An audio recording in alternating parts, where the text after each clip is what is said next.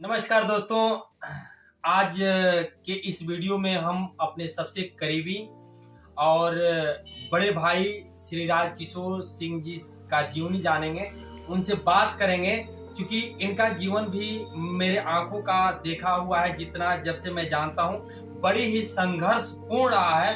और इनका जीवन एक जीरो से लेकर के इनकी जो भी शुरुआत हुई है अपने बल पर हुई है, और आज यह एक सक्सेस बिजनेसमैन भी है, साथ में इनका यह व्यवहार कुशल भी है। और इनको लगभग आज एक सामाजिक तौर पर देखा जाए तो हजारों लोग इनको जानते हैं, हजारों लोगों को हेल्प करते हैं। तो यह इनसे खास मुलाकात और बात हम लोगों को आने वाले समय में प्रेरणा देगा। तो सबसे पहले भाई आपके नमस्कार, प्रणाम। और आपसे हम बात करेंगे। हम सबसे पहले जानेंगे कि आपके बचपन का दिन कैसा रहा। बचपन का दिन हमारा जो है बहुत अच्छा रहा। उस समय हम लोग इतना समय नहीं था, जिस समय मान लीजिए हम लोग जो काम करते थे वही काम करते थे। पढ़ाई लिखाई में इतना समय नहीं मिलता था हम लोगों को। घर के काम करना पड़ता था, बाहर का भी काम करना पड़ता था, पढ़ना भी था, सब मिला जुला कर हम लोग चलते थे। और पहले का जीवन हम लोग का था वो बहुत सुखी जीवन था। इस समय सब रहते हुए भी दुख है, सब समान रहते हुए भी इस समय दुख है। अच्छा, इस समय कोई दुख नहीं है। एक बात बताइए, जो आज के विद्यार्थी हैं जितना फैसिलिटी मिल रहा है, क्या उतना फैसिलिटी आपको मिलता था? उतना फैसिलिटी हम लोग को मिला होता तो हम लोग इस समय दूसरा कुछ बने होते, बिजनेसमैन नहीं होते। इस समय तो हम बहुत आगे पहुंचे होते। अच्छा, उस समय आपका पढ़ाई के लिए बिजली की व्यवस्था था? कुछ नहीं था। हम लोग ढेबरी बात बनाते थे। ढेबरी वो जो शीशी होता है उसको छेद कर और कपड़ा डालकर माटी के तेल डालकर और ढेबरी बना के पड़ते थे। अच्छा, समझिए कि नाक में एकदम समझिए कि उसका जो धुआं था वो चक्कर देने लगता था। प्राथमिक पढ़ाई आपका प्राथमिक पढ़ाई कहाँ से हुआ, कहाँ पढ़ने जाते थे? नटमा। अच्छा, आप उसके बाद हाई स्कूल? उसके बाद पंचदेवरी। पंचदेवरी आप साइकिल लेकर से जाते थे कि पैदल? साइकिल कहाँ था उसमें, पैदल ही जाते थे? बस पैदल। उसके बाद कहाँ पढ़े? पैदल जाते थे। और धूप जब होता था हम लोग को तो चप्पल भी बराबर नहीं मिलता था। हाँ। कितना? अच्छा, 2-4-10 रुपए खाने पीने के लिए मिलता होगा? हाँ, 1 रुपया मिलता था। काफी भुजा मिलता था। उतना भी एक रुपया का भुजा में हम लोग 2 आदमी खाते थे। 1 रुपया डेली मिल जाता था? 1 रुपया 8 आना, 1 रुपया का 8 आना यही मिलता था। अच्छा। तो उस समय 1 रुपया ही बहुत था। उसके बाद आपकी पढ़ाई कहाँ हुई? इसके बाद हम लोग चले गए बालेपुर से हथुआ गए। तो बालेपुर किससे जाते थे पढ़ने के लिए? बालेपुर तो साइकिल से जाते थे। साइकिल से पूरा साइकिल था। आपकी पूरी पढ़ाई कहाँ तक हुई? बीए की है। और बीए करने के बाद से आप जब बिजनेस शुरू किए खाद का, तो उस समय मैं ये जानना चाहता हूँ, खाद में आपको परिवार से कितना लाख रुपए का सपोर्ट मिला? खाद में हमारे परिवार से समझिए कि 0 का सपोर्ट मिला। अच्छा। 0 का सपोर्ट मिला। और आज इतना बड़ा बिजनेस कैसे खड़ा कर लिए? कितना, मतलब कि कहाँ से शुरू किए अपना जर्नी, थोड़ा सा वो हम जानना चाहते हैं। एकदम हम 0 से शुरू किए हैं। पहले 5 बोरा 10 बोरा 2 बोरा 4 बोरा मंगाते थे। इसके बाद पिकअप मंगाते थे। तो 2 बोरा 4 बोरा जब शुरू किए तो कैसे लाते थे? मान लीजिए अब बस से, टेम्पू से, चाहे ट्राली से किसी का माल आता था तो उस पर 10 बोरा रखवा देते थे, 2 बोरा टेम्पू पर रखवा देते थे। अच्छा, तो हम तो ये भी शायद सुने हैं कि आप पहला जो खाद का बिजनेस शुरू किए थे, आप पहले साइकिल से भी लाते थे? हाँ, साइकिल से भी ले आए हम लोग। आप स्वयं लेकर के आते थे और वहाँ से जर्नी शुरू की? साइकिल से भी लाए हम लोग। अच्छा, उसके बाद से साइकिल से लाए, फिर आपका पिकअप से लाना शुरू किए ना? और फिर साइकिल के बाद हम लोग टमटम से लाए थे। हाँ। टमटम, उसके बाद टायर, उसके बाद पिकअप, टाली पिकअप, उसके बाद भगवान का कृपा हुआ, अपने मेहनत हुआ तो हम लोग ट्रक उतारने लगे। अच्छा, ये बात बताइए, तो उस समय आपको कितना सपोर्ट मिला था परिवार से खाद का बिजनेस करने के लिए? बिजनेस का आइडिया कहाँ से मिला? बिजनेस का आइडिया जब अपने पास में हो जाता है ना तो वो ढूंढने लगता है कि कैसे हम तरक्की करेंगे, कैसे आगे बढ़ेंगे, किस तरह विकास होगा। तो बिजनेस में हमको कोई घर से उतना सहयोग नहीं मिला।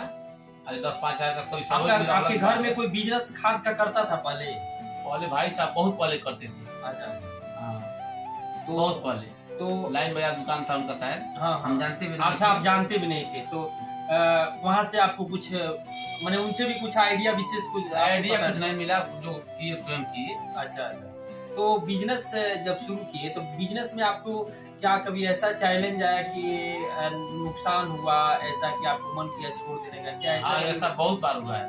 हम लोग 50 पैसा बोरी पर यूरिया बेचे हैं, 50 पैसा बोरी पे यूरिया बेचे हैं, 1 रुपया पे बेचे हैं, 2 रुपया बेचे हैं फायदा पर। मात्र इतना ही फायदा मिलता था, 1 बोरा पर 50 पैसा। अच्छा। और 1 रुपया। अच्छा उस समय आपका जो यूरिया और डाई था, क्या आपको याद है कि कितना उस समय यूरिया कै रुपया बोरा मिलता था? जब उस समय 260 रुपया, 62 रुपया। अच्छा डाई 212 रुपया। डाई था 300, 350, 400। मात्र 300, 350। इस समय कितना रेट है? इस समय 1400, 1350। अब सोच लीजिए। तो आप कब से बिजनेस को शुरू किए हैं? डेट लगभग हम शुरू किए हैं 2000 से। 2000 से शुरू किए हैं और आज 2022 है। और आज आपको बता दें कि पंचदेवरी प्रखंड में अगर खाद की बात की जाए, खाद के बिजनेस की बात की जाए तो राजकिशोर सिंह जी का नाम 1 नंबर पर होगा और यहाँ पर आजकल ट्रक उतरता है। लेकिन यह संघर्ष किए हैं और काफी संघर्ष करने के बाद इस मुकाम पर पहुंचे हैं। बहुत संघर्ष किए। अच्छा आप अपने बिजनेस को किस तरह से मतलब कि देखते हैं, कितना उसमें समय देते हैं?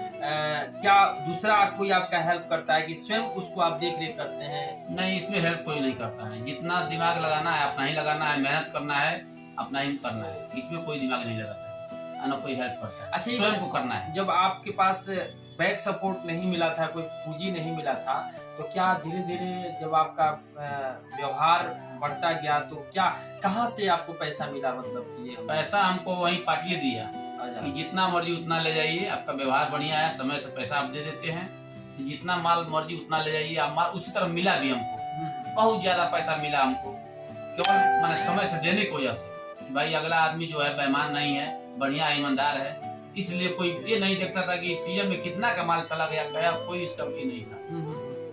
यानी कि आपकी ईमानदारी उन लोगों को ऐसा लगा कि ईमानदारी पर आप लोग, वे लोग आप पर विश्वास किया और वो लोग पूरा पूंजी ही आपको पूरा पूंजी सपोर्ट कर दिया। और उसके बाद से आपका बिजनेस धीरे धीरे बढ़ने लगा और आज के डेट में इतना अच्छा ट्रांजैक्शन कर पा रहा है।